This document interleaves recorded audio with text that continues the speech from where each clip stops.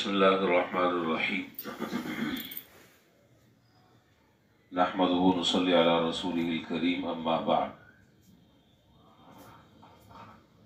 رمضان المبارک میں جہاں آدمی دیگر عبادات انجام دے رہا ہے اور مختلف اللہ تعالیٰ نیک اعمال کرنے کی اپنے بندوں کو توفیق عطا فرماتے ہیں، وہاں حدیث شریف میں رمضان میں 4 چیزوں کی کثرت کا حکم فرمایا۔ 4 چیزیں ایسی ہیں کہ جن کی تم کثرت کرو۔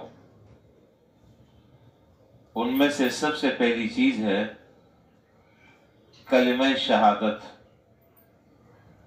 جو افضل الذکر بھی ہے، لا الہ الا اللہ کثرت سے پڑھنا۔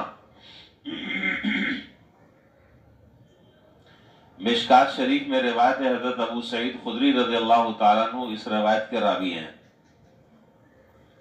فرماتے ہیں کہ ایک مرتبہ حضرت موسیٰ علیہ السلام نے اللہ تعالیٰ کی بارگاہ میں یہ درخواست کی کہ اللہ مجھے کوئی آپ ایسی دعا بتلا دیں کہ میں اس دعا کے ساتھ آپ کو یاد کیا کروں اور وہ دعا میں ہمیشہ مانگا کروں، کوئی خاص چیز ایسی عطا فرما دیں۔ تو جواب میں حق تعالیٰ جل شانہ نے ارشاد فرمایا کہ لا الہ الا اللہ کثرت سے پڑھا کرو۔ اس پر حضرت موسیٰ علیہ السلام نے عرض کیا کہ یہ کلمہ تو آپ کے سارے بندی کہتے ہیں۔ یہ بالکل ایسا ہے جیسے بعض لوگ کہتے ہیں نا کہ جی میرے لیے دعا کرتے ہیں، وہ صرف دعا کی درخواست نہیں کرتے، کہتے ہیں بہت خاص دعا اور خاص پر بڑا زور لگاتے ہیں، کوئی خاص وظیفہ چاہیے۔ اب اگر آپ ان کو کوئی قرآن کی آیت بتاتے ہیں تو ان کی نظر میں وہ ایک معمولی سی چیز ہوتی ہے، وہ اس کی اہمیت نہیں ہوتی، چونکہ سیدھی سادی سی دعا ہوتی ہے۔ تو موسیٰ علیہ السلام نے کہا کہ یہ کلمہ تو آپ کے سارے ہی بندے کہتے رہتے ہیں، میں تو کوئی مخصوص دعا آپ سے چاہتا ہوں۔ تو اس پر حق تعالیٰ جل شانہ نے ارشاد فرمایا کہ اے موسیٰ تم اس کلمے کو کیا سمجھ رہے ہو؟ فرمایا کہ اگر 7 آسمان اور ان کے آباد کرنے والے میرے سوا، ملائکہ 7 زمینیں ایک پلڑے میں رکھ دی جائے اور دوسرے پلڑے میں کلمہ طیبہ رکھ دیا جائے تو وہ پلڑا جھک جائے۔ اس کلمے کو تم بہت معمولی سمجھ رہے ہو، اور آپ اس سے اندازہ لگائیں کہ ایک 70 اور 80 سال کا کافر اور مشرک ایک مرتبہ زبان سے یہی کلمہ تو کہتا ہے، کہاں چلا جاتا ہے؟ جنت میں چلا جاتا ہے۔ اور یہ کلمہ ہی وہ کلمہ ہے کہ جس کے بارے میں آپ نے فرمایا کہ اس کافر کے تمام پچھلے جو گناہ ہیں اللہ تعالیٰ سارے کے سارے معاف کر دیتے ہیں۔ اب ایک آدمی 70-80 سال عبادت کر رہا ہے اور ایک آدمی 70-80 سال شرک کرتا رہا ہے، اور آخری وقتوں میں ایک مرتبہ یہ کلمہ پڑھا اور مر گیا، نہ کبھی کوئی نماز پڑھی، نہ کبھی کوئی روزہ رکھا، نہ کبھی کسی نیک کام کرنے کو اسے موقع نہیں ملا، انتقال ہو گیا، تو سارے کے سارے گناہ اللہ تبارک و تعالی معاف فرما دیتے ہیں۔ اسی طریقے سے حدیث میں ہے کہ جو شخص اخلاص کے ساتھ اس کلمے کو پڑھتا ہے، اللہ تبارک و تعالی آسمان کے دروازے اس کے لیے کھول دیتے ہیں اور کوئی چیز اس کے لیے رکاوٹ نہیں ہوتی۔ بس شرط یہ ہے کہ آدمی کبیرہ گناہوں سے بچے۔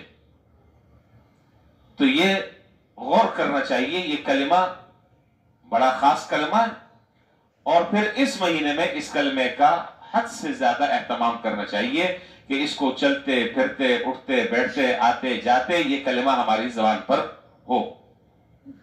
چنانچہ روایت میں ہے کہ قیامت کے دن اللہ تعالیٰ اہل محشر کے سامنے ایک آدمی کو بلائیں گے، اور بلانے کے بعد اس کے 99 دفتر اس کے سامنے رکھ دیے جائیں گے، اور ہر دفتر اتنا بڑا ہوگا جہاں تک کہ اس کی نگاہ کام کرے گی۔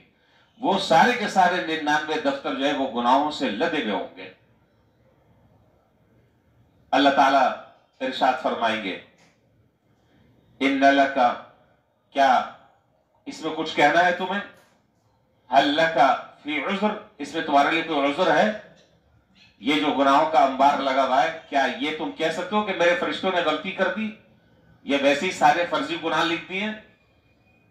کچھ اور وضاحت کرنا چاہتے ہو تو وہ کہے گا کہ اے رب، تیرے فرشتوں نے جو لکھا ہے سچ لکھا ہے، جو بات کہی ہے صحیح کہی ہے، میں کسی چیز کا انکار نہیں کرتا۔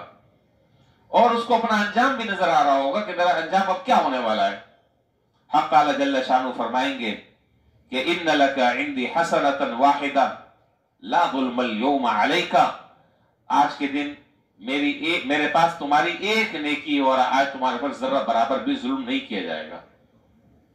چنانچہ فتخرج له بطاقہ، ایک پرچی نکالی جائے گی جس میں یہ لکھا ہوا ہوگا کہ اس آدمی نے زندگی میں ایک مرتبہ سچے دل کے ساتھ یہ کلمہ کہا، اشہد ان لا الہ الا اللہ وان محمد رسول اللہ، یہ کلمہ کہا۔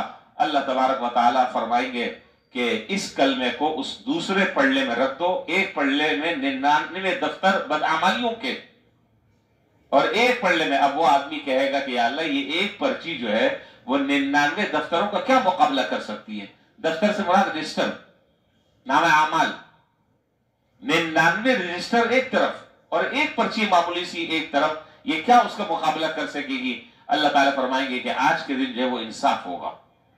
چنانچہ حدیث میں ہے کہ جب وہ پرچی ڈال دی جائے گی اس پلڑے میں، وہ پلڑا جھک جائے گا اور اللہ تعالیٰ اس پر اس کی بخشش کا فیصلہ فرما دیں گے اور اس کو جنت میں داخلے کا پروانہ اللہ تعالیٰ عطا فرما دیں گے۔ تو یہ تو وہ بڑا عظیم کلمہ ہے تو جو اللہ تعالیٰ نے ہمیں اور آپ کو عطا فرمایا ہے، لہذا ضرورت اس بات کی ہے کہ اس کلمے کو اپنا ورد بنایا جائے، اٹھتے بیٹھتے۔ اور یہ وہ کلمہ ہے کہ 70,000 مرتبہ پڑھ کر اگر کسی کو بخشا جائے تو اللہ تعالیٰ اس کی بھی بخشش فرما دیتے ہیں۔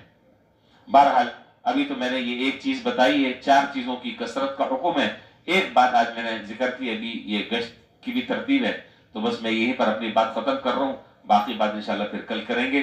خلاصہ یہ ہے کہ اس کلمے کو ہر وقت آتے جاتے، اٹھتے بیٹھتے، سوتے جاگتے اس کلمے کو حفظ جاں بنائیں اور اپنا وظیفہ بنائیں، اور اگر کوئی اللہ کا بندہ اس کو سمجھ کر پڑھ لے تو زندگی بدل دینے کے لیے یہ کلمہ بہت کافی اور شافی ہے۔